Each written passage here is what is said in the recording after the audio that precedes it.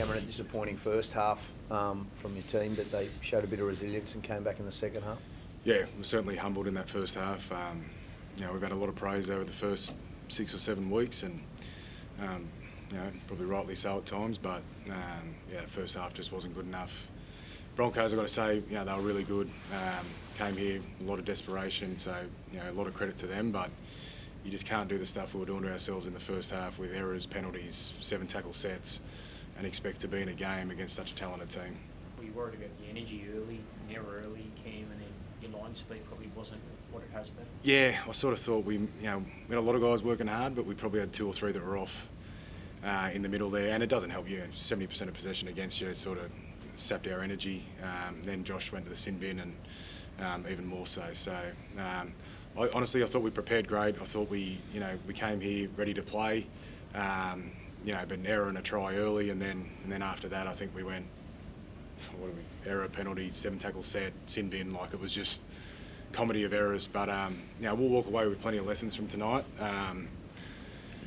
Number one, we're not good enough to be beaten at the laws of the game like that.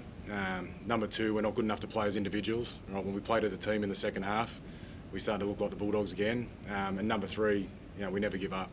I know teams get a headlock on the scoreboard like that and they don't come out with the same intensity, which is probably part of the story of the Broncos tonight. But I thought the way we attacked the second half, we scored 18 points, and I thought we left a couple out there as well. So I'm really proud of the second half, but filthy at the first half.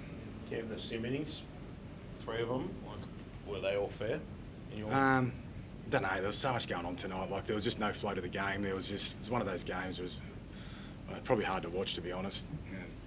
Everything that could get penalised got penalised, and everything got picked up, and it was a ball like to watch for me. So I'm sure everyone else felt the same. But I put that down to us just trying too hard. We made an error, give up a try early on, and that's not the way we wanted to start. So we were just trying so hard, and a couple of high tackles, on the back of that. And we've been pretty disciplined for long periods, so we'll fix that pretty quickly. I know you don't like to lose any game, but can this sort of loss help you down the track when you come up in more bigger games?